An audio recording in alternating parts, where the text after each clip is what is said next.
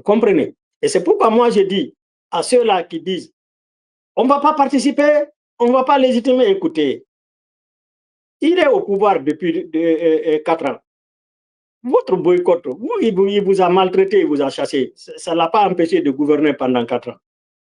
Votre boycott va l'empêcher en quoi? Vous comprenez? Ils ont dit ici qu'en fin 2024, le 31 2024, le 1er 2025 ne trouvera pas Mamadi au pouvoir. Qu'est-ce qui s'est passé? Alors, quel rôle doivent jouer maintenant les jeunes électeurs et la société civile dans ce moment historique?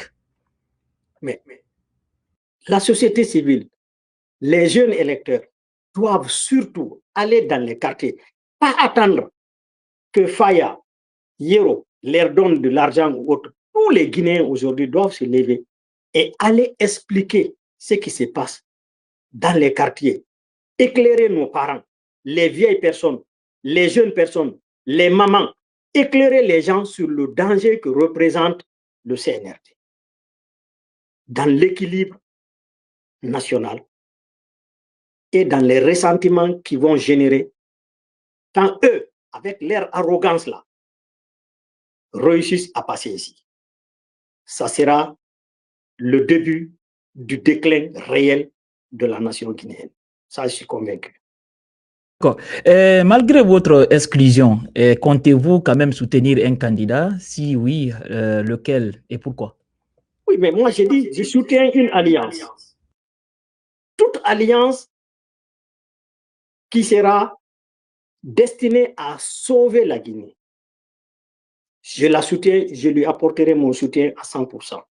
Moi, j'interpelle et je suggère que les deux intellectuels, les deux personnes respectables et connues qui se sont engagées dans ce processus, notamment Faya et Yorobaldi, que les deux là se donnent les mains, trouvent d'autres qui s'ajoutent à eux pour qu'on fasse un bloc électoral stratégique afin de sauver la Guinée. Et quel sera quand même votre rôle politique après le 28 décembre? Et quel que soit le vainqueur, quel sera maintenant votre rôle? Oui, mais écoutez, après, quand il y aura un vainqueur officiellement reconnu en Guinée comme au niveau international, le rôle de tout Guinéen sera quoi? Il faut œuvrer maintenant pour que le pays puisse se relever. Vous comprenez? Et c'est pourquoi moi je dis à ceux-là qui disent on ne va pas participer, on ne va pas légitimer, écouter. Il est au pouvoir depuis 4 ans. Votre boycott, il vous a maltraité, il vous a chassé. Ça ne l'a pas empêché de gouverner pendant 4 ans. Votre boycott va l'empêcher en quoi? Vous comprenez? Ils ont dit ici qu'en fin 2024, le 31 2024, le 1er 2025 ne trouvera pas Mamadi au pouvoir. Qu'est-ce qui s'est passé? Hey, la résistance, ce n'est pas le discours. Ce sont des actes. Et je veux qu'ils comprennent qu'ils ont un moyen de résistance très, très puissant. C'est d'appeler leurs militants à ne pas rester neutres, mais à soutenir ceux qui peuvent empêcher Mamadi de confisquer le pouvoir. C'est ce qui est responsable. Écoutez, si Sonko avait fait comme nos leaders là, au Sénégal, quand on a empêché un leader politique qui était le plus apprécié, le plus populaire, qu'est-ce qu'il a fait? Il a choisi quelqu'un d'autre, il a demandé à la population de voter pour ce dernier. En Guinée-Bissau, quand Ambalo a empêché son principal leader, qui peut gagner contre lui, il a empêché ce dernier. Il a accepté un candidat indépendant qui était insignifiant. Son adversaire a fait quoi? Il a demandé à ses militants de voter tous pour le candidat indépendant, pour que Ambalo ne reste pas. Le résultat était quoi? Ambalo, même si tout le monde dit que l'homme qui est arrivé au pouvoir, c'est quelqu'un qui est proche d'Ambalo, mais Ambalo a quitté, non? Et c'est ce qu'il faut. En Gambie, le président actuel a eu le pouvoir quand toute l'opposition s'est donné les mains contre Yaya Jammeh. On ne peut pas faire autrement en Guinée en espérant aboutir à ce que les autres ont eu. Nous, on renonce au combat par égoïsme. Si ce n'est pas moi, alors c'est rien. Et avec ça, on n'ira nulle part. Hein. Et les premiers perdants, c'est eux. Ils ont tous dépassé les 60 ans. Ils sont vers les 70 ans. Avant que Mamadi n'ait son véritable mandat de Simandou 2040 là. Et tous, peut-être, certainement, certains d'entre eux ne seraient même plus vivants. Et même s'ils sont vivants, ils seraient des gens à porter au lit, des gens à qui on donne des biberons ou autres. C'est terminé. Alors, c'est maintenant, ils ont de la chance maintenant de reprendre encore de l'énergie et de revenir en Guinée. S'ils aident ceux qui sont en train de résister politiquement. D'accord. J'aimerais que vous m'expliquiez concernant le système électoral guinéen, parce qu'il y a beaucoup de gens qui pensent que c'est possible de voler les élections. Mais vous m'avez dit au téléphone que ce n'est pas possible. Non. Et au fait, voler, c'est toujours possible. Mais comment? Actuellement, depuis 2017, quand la CEDEAO s'est réunie en Côte d'Ivoire, il a été décidé de faire des recensements biométriques. Les passeports, les cartes d'identité, les fichiers électoraux, tout doit être biométrique. Mais comme Alpha Condé voulait avoir un troisième mandat, lui, il a reporté le recensement biométrique à plus tard. Il n'a pas voulu. C'est pourquoi on a dénoncé même qu'il y avait 2 500 000 électeurs fictifs dans le fichier électoral, n'est-ce pas? Même le pouvoir a fini par le reconnaître. 2 500 000. On a mis 2 500 000 dans le fichier électoral pour que Alpha puisse avoir la majorité. Moi, j'ai des vidéos où il y a en Haute-Guinée, il y a une équipe assise quelque part, ils ont des bulletins de ces électeurs fictifs, ils sont en train de les remplir pour le RPG. J'ai la vidéo, je peux vous l'envoyer après ici. Ça veut dire que le vol est possible quand on peut créer des électeurs fictifs et c'est avec ça qu'on fait le bourrage des urnes. Mais quand le CNRD venait au pouvoir, il a trouvé que Alpha, il a eu son troisième mandat et il a engagé le RAVEC, c'est-à-dire les recensements biométriques. Maintenant, le CNRD a été obligé de continuer le RAVEC. Et le recensement actuel qui a été fait pour l'élection, c'est un recensement biométrique parce que c'est une partie du RAVEC en réalité. C'est pourquoi ils ont dit que même les enfants de 10 ans, c'est-à-dire on commence par les enfants de 10 ans au monde, parce que c'est une partie du RAVEC, parce qu'on ne veut pas faire ce recensement et revenir en arrière et recenser les mêmes personnes encore pour le RAVEC. Vous comprenez? C'est un recensement biométrique et tout le monde a un numéro ID si tu es recensé. Qu'est-ce qui se passe maintenant? Avec le recensement biométrique, on ne peut pas avoir des électeurs fictifs dans le fichier électoral. C'est impossible. Donc, les électeurs qui sont dans le fichier électoral, c'est eux qui recevront aussi le bulletin de vote. Alors, et on a harmonisé les codes électoraux. Le code électoral, si vous voyez, quand, avec le CNRD là, ils ont fait le code électoral après la promulgation de la nouvelle constitution. Mais après, ils ne voulaient plus nous publier le code électoral. Pourquoi? Nous qui sommes au niveau de la DG, nous qui sommes représentés là-bas, nous avons décidé de quitter, d'arrêter toute participation si on ne nous remet pas le code électoral. C'est après ça que le code électoral a été libéré. Pourquoi? Parce qu'ils se sont rendus compte que le code électoral là, ça piège tous leurs plans. Ça remet en cause tous leurs plans. C'est-à-dire, voilà ce qui est dit dans le code électoral. D'abord, nous savons que les électeurs fictifs, ce n'est pas possible. Et donc, tu ne peux gagner qu'à partir des élections. C'est pourquoi, dans la CEDEAO, les leaders, les chefs d'État qui veulent gagner des élections, qu'est-ce qu'ils font maintenant? Ils éliminent les adversaires qui sont populaires. Ouattara a éliminé tous ses adversaires qui pouvaient gagner devant lui. Les gens pensent que non, il a volé. Non, son parti a gagné go. Parce que c'est un grand parti et il n'y avait pas d'adversaires nationaux. Donc, c'est son parti qui allait voter et on l'a voté. Il a éliminé les adversaires pour pouvoir gagner. C'est la même chose qui s'est passé en Guinée-Bissau. On a éliminé les adversaires pour pouvoir gagner. Et c'est ce que le CNRD a mis en route en Guinée. Il faut éliminer ceux que l'on craint, ceux que l'on croit être populaires et bien installés pour que Mamadi ait la chance. Et pour que Mamadi ait la chance, on a organisé dans toutes les préfectures les tournois et avec les coupes général Mamadi Doumbouya. C'est pour le faire connaître. Partout, même les ponts et autres qu'on inaugure, c'est sous ce régime que j'ai vu un président venir inaugurer quelque chose de public en donnant son propre nom.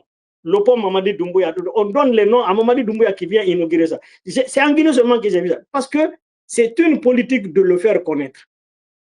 On veut le faire connaître. Et quand il est connu, l'administration est mobilisée pour lui. Il a nommé des délégués spéciaux. Il a nommé les sous-préfets. Il a nommé tout. Il a pris le temps de nommer tout l'appareil d'État du haut en bas avant de nous amener aux élections.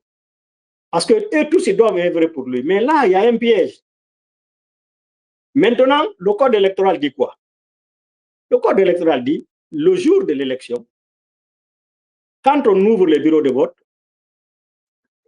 si on doit fermer à 18 h, avant la fermeture du bureau de vote, on doit choisir 4 personnes parmi les citoyens guinéens qui sont venus voter. On choisit au hasard 4 personnes, mais qui savent lire et écrire. Quand les 4 la rentrent, on ferme le bureau de vote.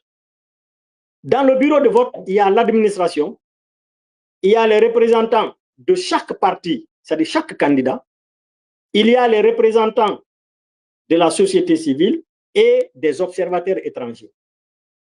C'est là où il y a aussi l'importance de ne pas boycotter. Parce que quand on boycotte, on n'aura pas ces représentants dans les bureaux de vote. Et donc, on laisse les bulletins de vote et le processus à la merci du pouvoir. Maintenant, quand les 4 personnes la rentrent, qu'est-ce qu'on fait?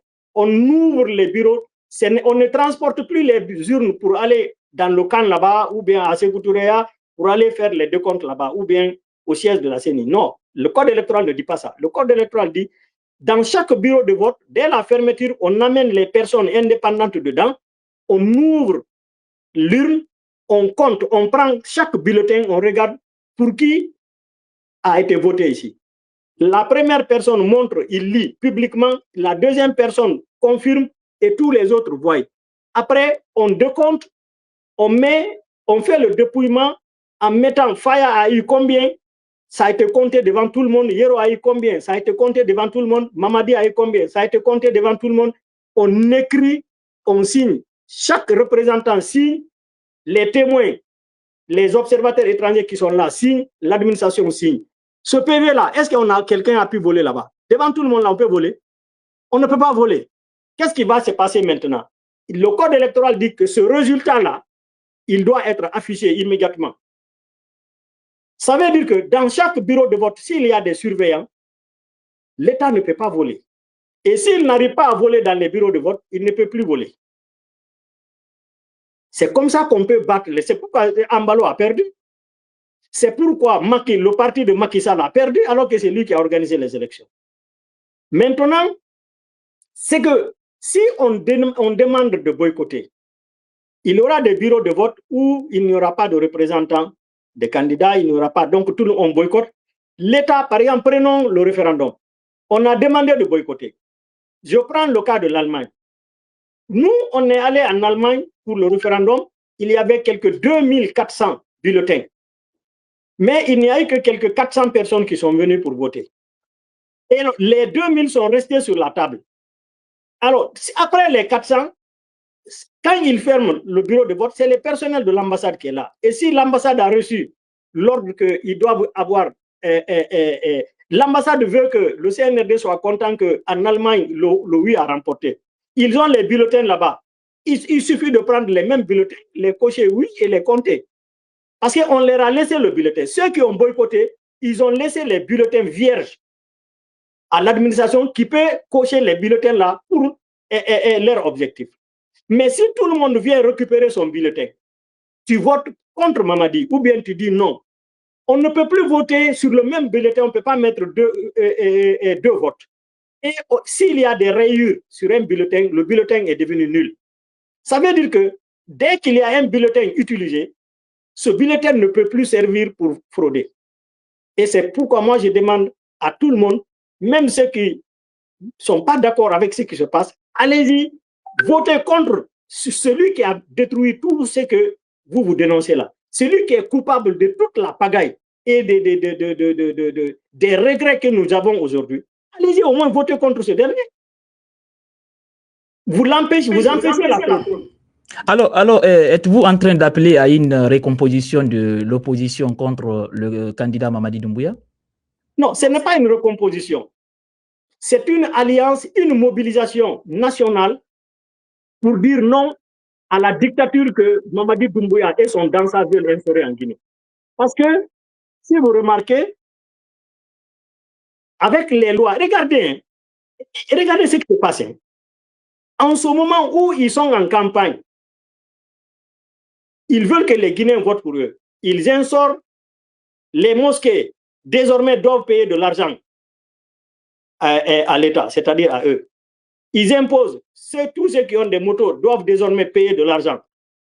Ils prennent des mesures contre la population. Au moment où ils veulent que la population vote pour eux. Pourquoi cette arrogance-là? C'est parce qu'ils sont sûrs, les autres la disent de boycotter. Ils savent que même quand on boycotte, ils vont gagner dans tous les cas. Alors, ils ne s'inquiètent pas.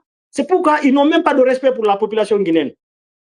Vous voyez? Eh bien, ce que moi je demande, c'est une union nationale pour empêcher la nouvelle dictature de s'implanter légalement en Guinée, parce que cette nouvelle dictature va ouvrir la voie à des résistances non politiques qui viendront.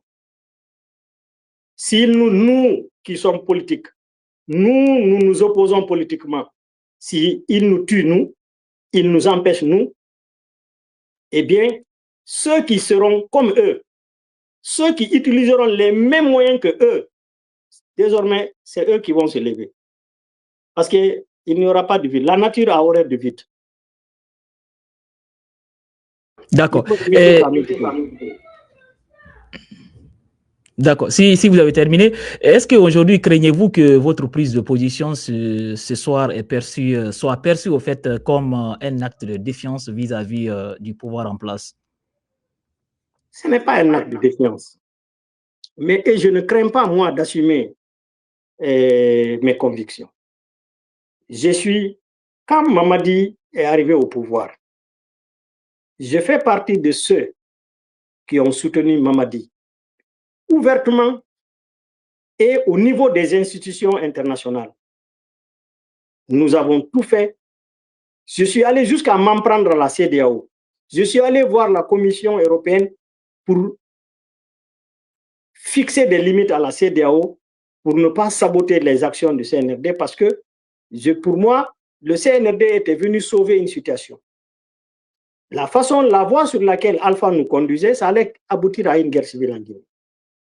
Et donc, que le CNRD soit venu, et il faut le dire, moi, surtout ce qui m'a impressionné, la plupart des membres du CNRD qui soient issus de la même communauté à laquelle Alpha se réclamait. Moi, c'est l'argument d'ailleurs que j'ai utilisé devant la communauté internationale. J'ai dit, mais ces jeunes-là, ils sont eux-mêmes issus de la communauté malinké. S'ils sont intervenus, c'est parce qu'ils ont vu la nécessité de sauver le pays. Alors, il ne faut pas mettre des bâtons dans leurs roues. Laissez-les faire des réformes. Ils ont promis d'organiser des élections démocratiques, de créer des institutions indépendantes et organiser des élections pour que la Guinée retrouve le chemin du salut et de la stabilité. Mais on ne peut pas quand même empêcher ça. Alors, mais quand eux-mêmes, ils ont décidé de se mettre dans la logique de la confiscation du pouvoir, avec tous les abus, toutes les dérives que nous les voyons commettre en Guinée, ils n'ont ni compréhension, ni respect pour l'État. Et ils ont commencé à créer, sous leur responsabilité, nous commençons à vivre des faits que la Guinée ne connaissait pas et qui risquent de demeurer. Ce n'est pas bien. Comme je l'ai dit, tous les pays dans lesquels cette situation a germé, ces pays ont fini dans la guerre civile. Alors moi, je veux une chose ici, qu'on arrête ces gens-là, maintenant qu'il est temps. On le fait de manière politique, dans le respect des lois et dans le respect de ce qu'eux-mêmes ils ont autorisé. C'est-à-dire, ils ont dit, on va aller aux élections, les Guinéens n'ont qu'à choisir. Eh bien, on n'a qu'à les remercier. Ils ont fait 4 ans, ça suffit. On a vu de quoi ils sont capables, mais nous ne voulons pas le chemin sur lequel ils veulent nous amener là. On ne veut pas ce chemin. Et il faut le dire clairement. D'accord.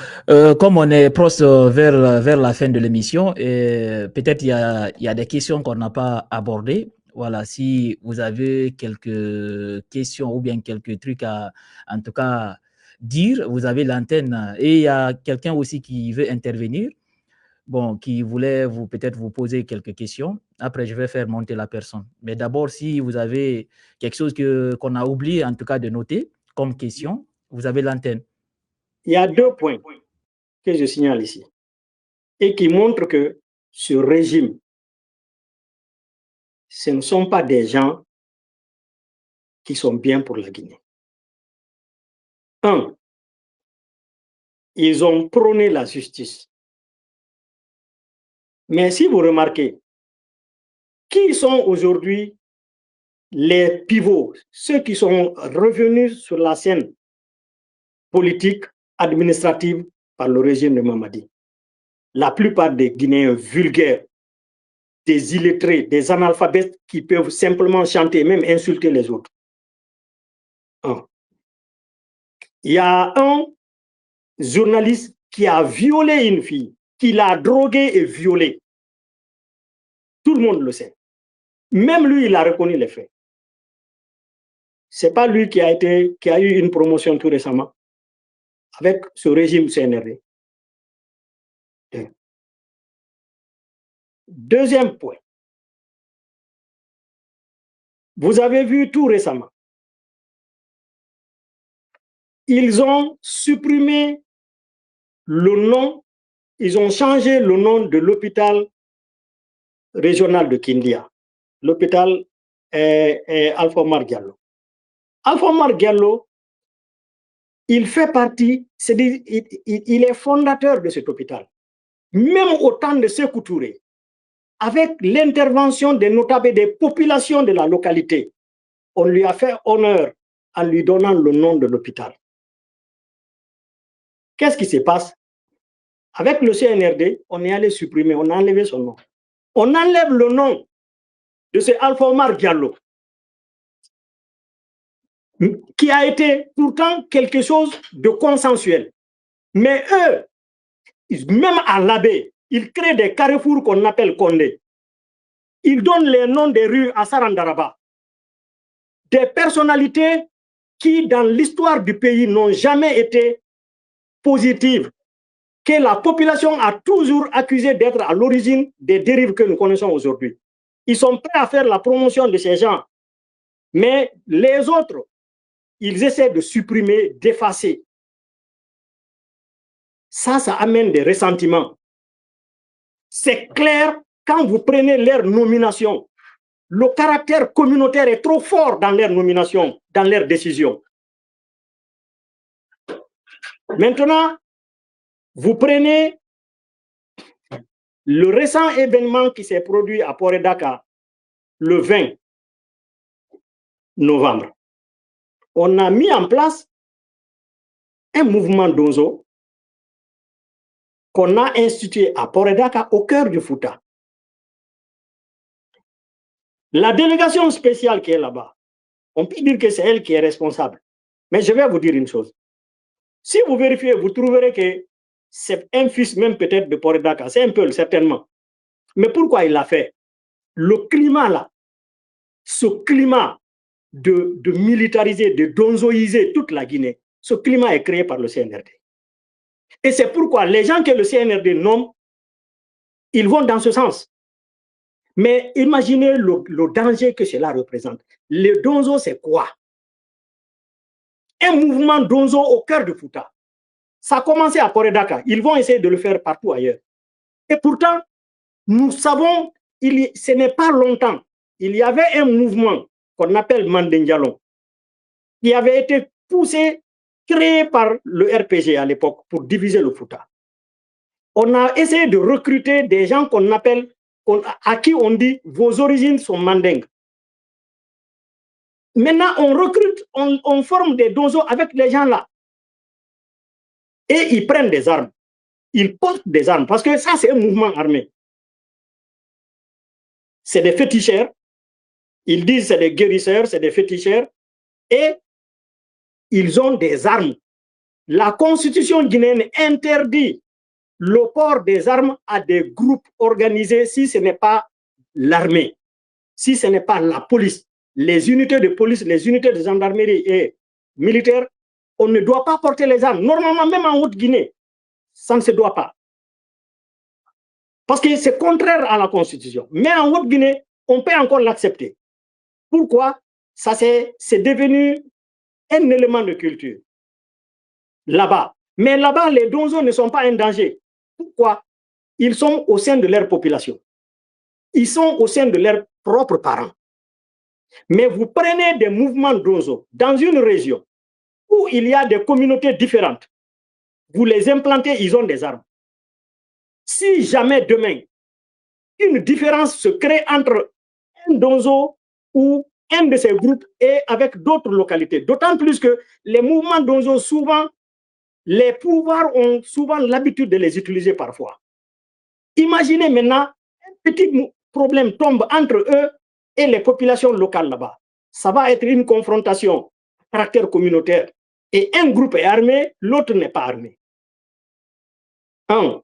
Deux, je rappelle une chose ici. Une chose que, malheureusement, vous savez, ce n'est pas n'importe qui doit diriger un État. Parce que pour diriger un État, il faut toujours se référer à son histoire. Si vous voulez créer une société équilibrée, une nation stable. Le Fouta, il y a eu un régime, un royaume théocratique au Fouta. Pour que le royaume théocratique soit installé, il y a eu des guerres. La guerre a opposé qui et qui? Elle a opposé les musulmans aux féticheurs. Et on amène un régiment de féticheurs qu'on implante aujourd'hui au Fouta, où la religion est trop forte. Qu'est-ce qu'on veut créer? Qu'est-ce qu'on veut créer? Ces gens-là sont dangereux pour la Guinée. Sékou Touré a vécu 26 ans. Il n'a pas eu l'idée d'aller créer des mouvements donzo au Fouta. Lansana Conté a vécu 24 ans, ça ne s'est pas produit. Il faut que ces gens-là viennent avec leur arrogance et leur manque de réflexion pour nous créer ces histoires-là. Ils veulent nous amener où? Ces gens-là, si la Guinée, que ce soit la Haute-Guinée, que ce soit le Fouta, que ce soit la Basse-Côte, si on ne se lève pas pour dire à ces gens-là, ça suffit, ces jeunes-là, ils vont détruire la Guinée. Ils créeront des conflits intercommunautaires en Guinée.